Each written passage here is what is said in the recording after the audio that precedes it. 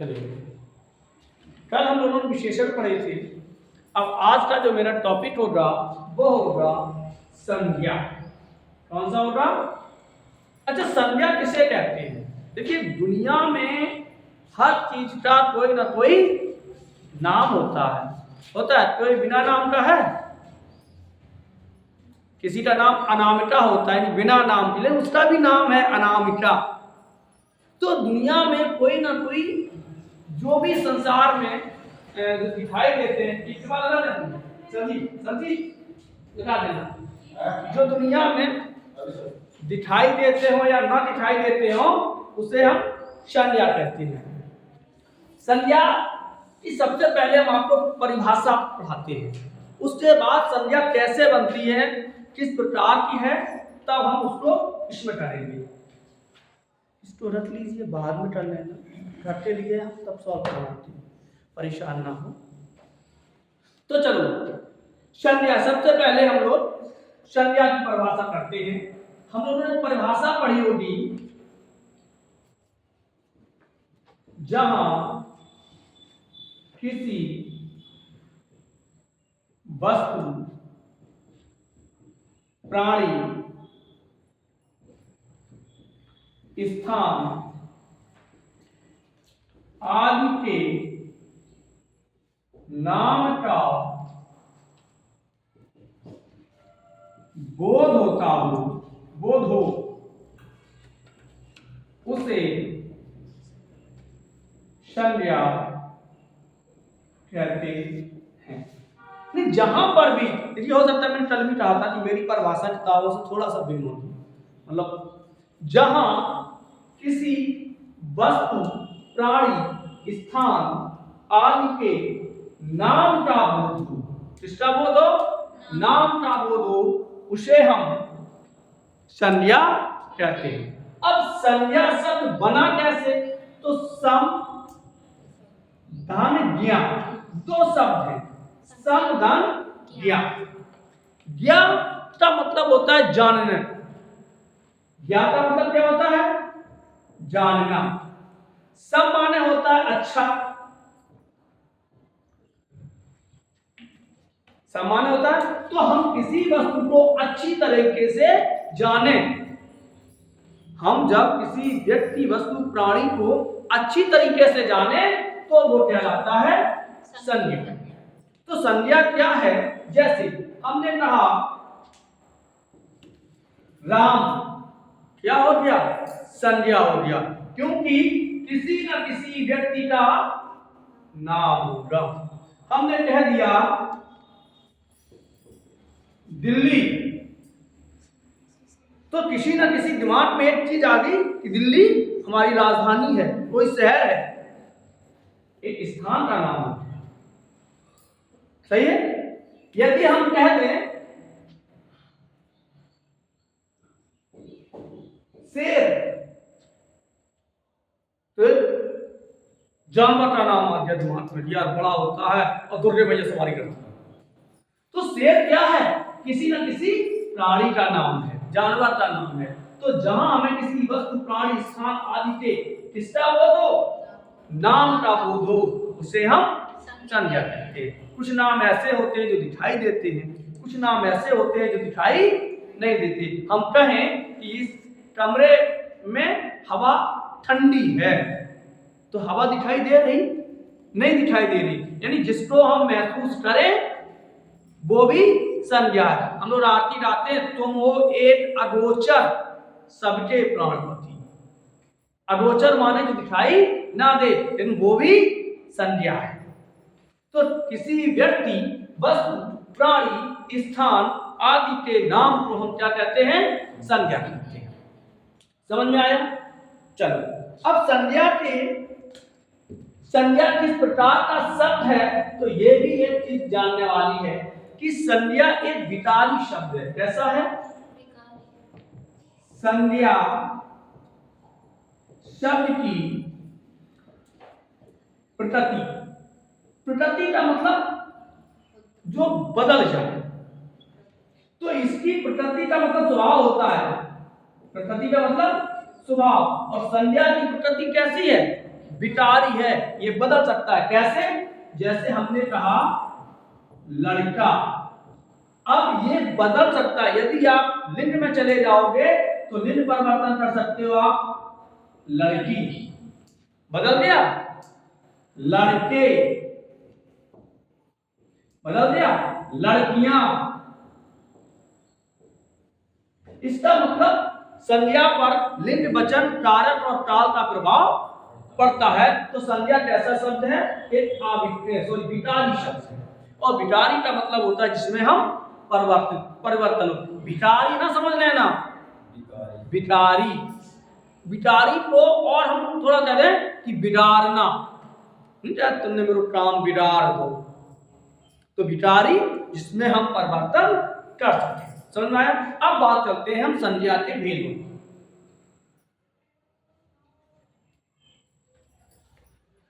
राम को भाई जय हो, भाई चाय जैसी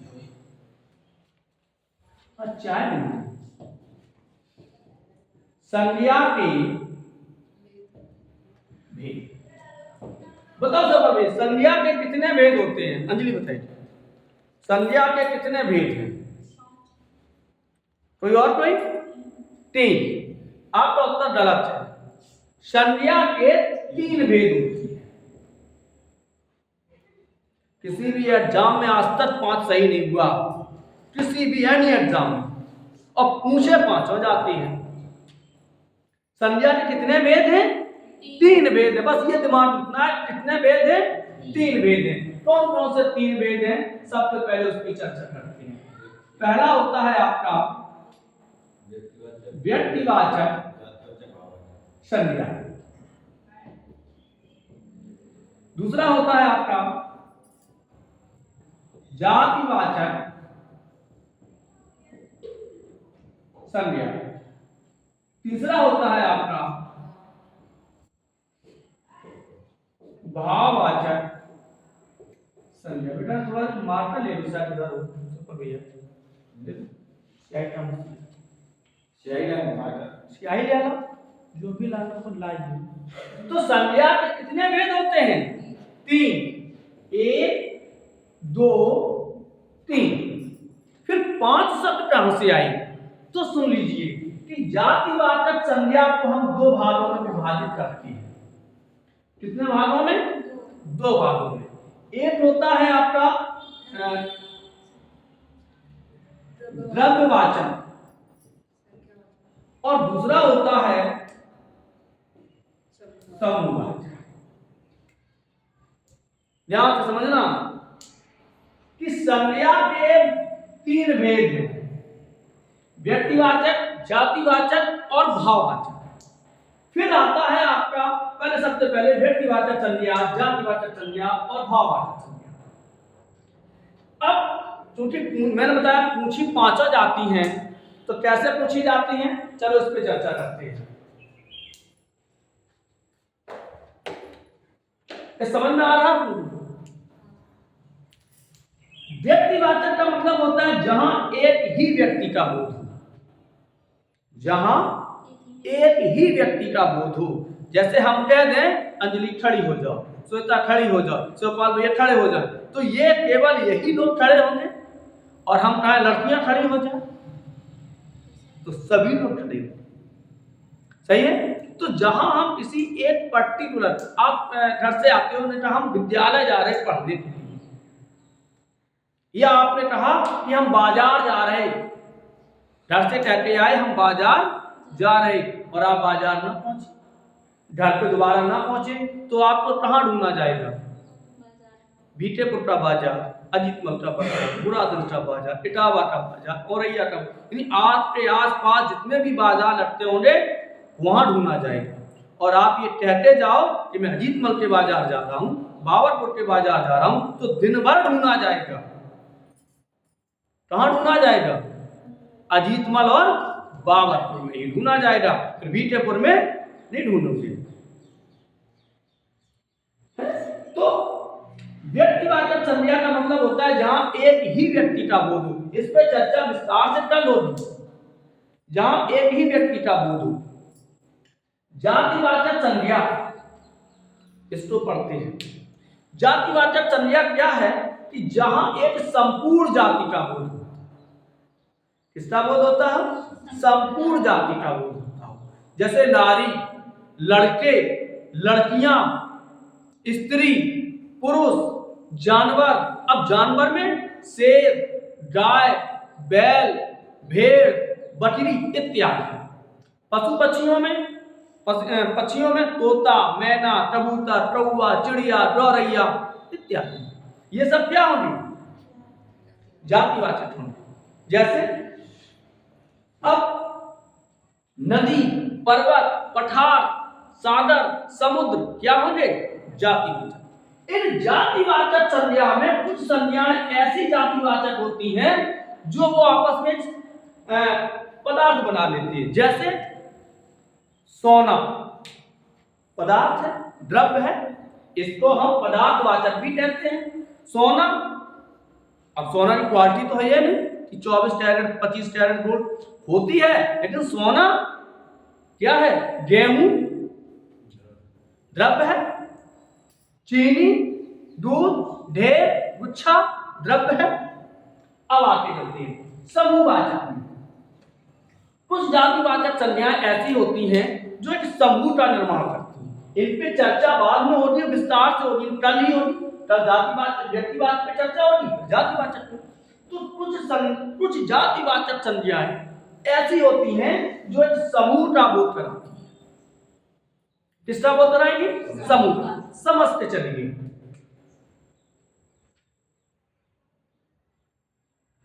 लड़का कक्षा 10 में पढ़ता है। कितने में पढ़ता है?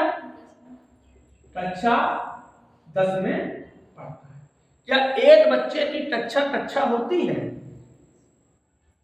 हा? एक लड़के की कक्षा नहीं होती है। कक्षा तब कही जाएगी जब उसमें कुछ बच्चों की एक दुकान लगी हो, बाजार है तो नहीं कह सकते हो। एक दुकान तो बाजार नहीं कहा जा सकता। तमाम दुकानों का समूह जब तक नहीं होगा तब तक बाजार नहीं होगा।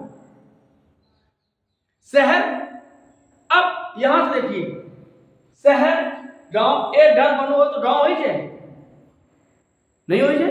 तमाम घर बने हुए हैं तो गांव हो जाएगा। तमाम शहर बने होंगे तब तमाम दुकानें, बाजार, जहां दुकान, बाजार, अस्पताल, उसे हम क्या कहेंगे? शहर कहेंगे। तो कुछ समूहवाचक संज्ञाएं जैसे परिवार,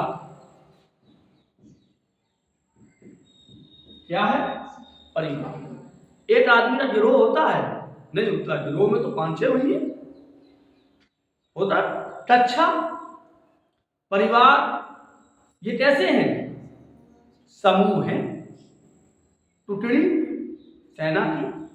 तो अब परिवार बात करते हैं परिवार की कि परिवार सबसे पहले क्या होता है? जातिवाचक संज्ञा होती है।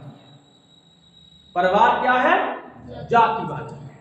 और परिवार में जो सदस्य आते हैं जिनको मिला के हम एक परिवार कहेंगे, वो समूह होता है।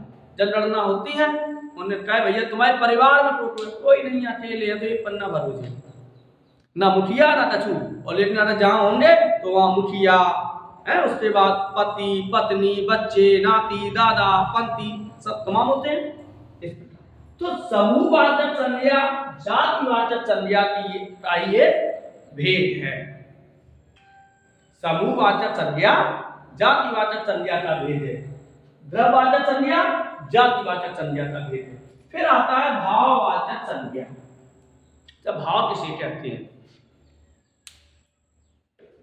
सोचता बताओ, भाव किसे कहते हैं? आलू का भाव है, यही होता है भाव। भाव एक अनेक शब्द है।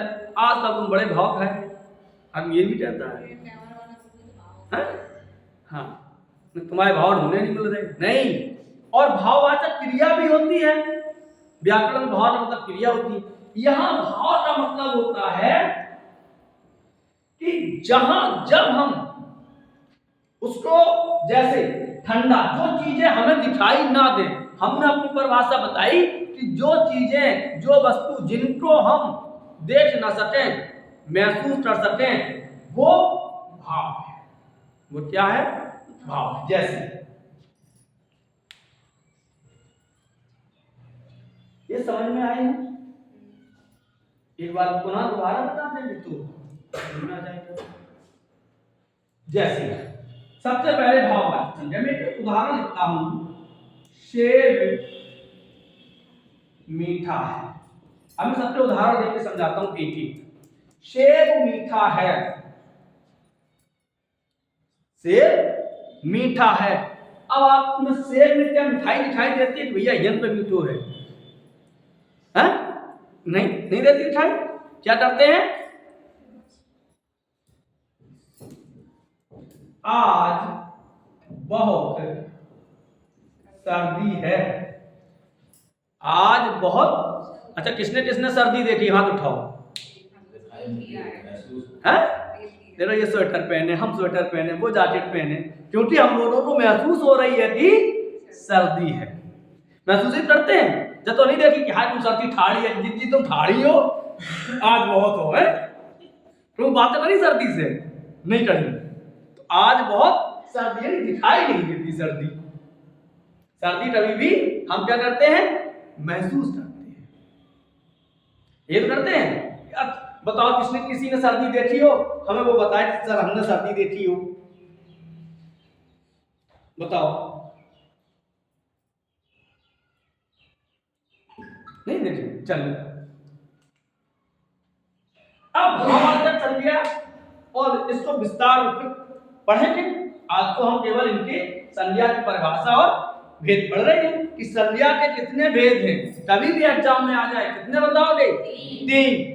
भूल के भी 5 मत बताना, क्योंकि सही ही नहीं होगा। अब पढ़ेंगे हम 5। हाँ, जातिवाचक के 2 भेद होते हैं। अब जैसे भाववाचक संज्ञा और समझते हैं। गेस्ट हाउस आते हो, निमंत्रण खाना गए हो सब में, यार बहुत अच्छी सजावट है। क्या है? सजावट है। क्या सजावट दिखाई देती है? दिखाई क्या देती है? उन्हें झालर लगी, बढ़िया से लाइटें लगी हैं, यही तो है पर्टिकुलर झालर। और अगर एक झालर बंद हो तो आप जाते हो देखो नीले के बटन वाली झालर बंद है, ये कहोगे? ये नहीं कहोगे कि सजावट बंद है, क्योंकि सजावट हम महसूस करते हैं। सजावट क्या करते हैं? लिखा। जैसे घर पे टाट, कभी कभी शादी होती है तो टाट की लिखाई चलती है, उन्हें टाट ले जा रही, टाट लिखे जा रहे, लिखाई चल रही है। तो लिखाई शब्द क्या है? हम महसूस करते हैं। जैसे धानों की कटाई चल रही है, कटाई शब्द तुमने देखा कि कटाई भाई जा ठाड़ी नहीं खड़ी होती है। तो संज्ञा के कितने भेद होते हैं? 3। एक बार में पुनः पूरी संज्ञा को बता। संज्ञा का शाब्दिक अर्थ क्या है? संज्ञा का शाब्दिक अर्थ होता है नाम। किसी व्यक्ति, वस्तु, प्राणी, स्थान आदि के नाम का बोध होता हो वहां संज्ञा होती है। इसीलिए मैंने किसी न कहते जहां, जहां किसी व्यक्ति, वस्तु, पदार्थ, प्राणी, स्थान आदि के नाम का बोध होता हो उसे हम संज्ञा कहते हैं। जैसे राम पुस्तक पढ़ता है। राम पुस्तक। आपसे पूछा जाएगा कि इस वाक्य में कितनी संज्ञाएं हैं, क्योंकि हमें नाम, राम से किसी व्यक्ति का नाम पता चल रहा है, पुस्तक से किसी जाति का पता चल रहा है। कौन सी पुस्तक है हमें पता नहीं है, लेकिन राम पुस्तक पढ़ता है। तो पुस्तक एक पूरी जाति है कि नहीं है? तो यहाँ पे 2 संज्ञाएं हैं, एक तो व्यक्तिवाचक, दूसरा जातिवाचक। यहाँ आप द्रव्यवाचक या पदार्थवाचक या समूहवाचक नहीं करेंगे। 2 संज्ञाएं हैं, जातिवाचक और व्यक्तिवाचक। दूसरा देख लेते हैं उदाहरण।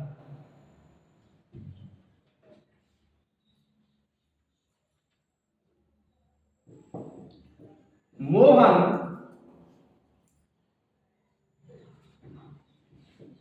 पर्वत पर चढ़ने गया है।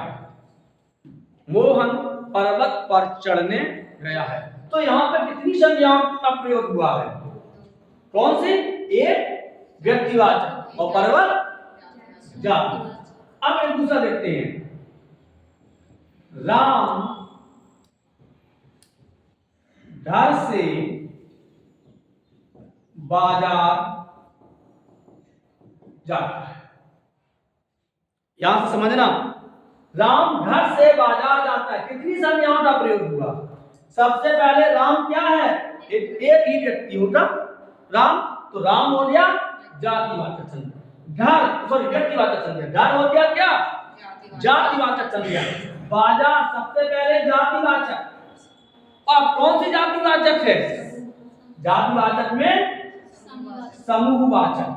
अब एक चीज क्लियर करते हैं, यदि राम घर से बाजार जाता है, दो ऑप्शन हो, जातिवाचक और समूहवाचक, तो आपको किसको करना है, जातिवाचक को।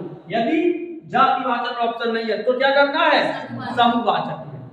एक चीज और सुनो कि जातिवाचक और समूहवाचक दोनों आ गए, जातिवाचक और समूहवाचक दोनों आ गए, और हम चाहे फिर जातिवाचक करते तब भी सही माना जाएगा, और व्यक्ति और समूहवाचक करते तब भी सही माना जाएगा। लेकिन आपको प्राथमिकता पहले कब देना होगा, क्योंकि बाजार में समूह है, हमने अभी क्या बताया, एक दुकान को हम समूह नहीं कहते। दूसरी चीज, जब तक पिताजी अगर बैठे हुए हैं तो लड़का के नाम कार्ड लिख हो जाता, किनके नाम लिख हो जाता, पिताजी के नाम। तो सबसे पहले, और अब बहुत कम आता है, यदि आप बाजार में जातिवाचक संज्ञा है तो सबसे पहले जातिवाचक ही है, समूहवाचक तो बाद में है। अब केवल राम घर से बाजार जाता है और संज्ञा है व्यक्तिवाचक, समूहवाचक, पदार्थवाचक, और जातिवाचक नहीं है तो क्या हो गया, समूहवाचक। क्लियर है। अब आगे बढ़ते हैं, एक उदाहरण देख लेते हैं। तो संज्ञा के कितने भेद हैं, तीन भेद। अच्छा, संज्ञा किसे कहते हैं, किसी व्यक्ति, वस्तु, स्थान, प्राणी आदि के नाम को संज्ञा कहते हैं। संसार में जो भी है वो सब संज्ञा है।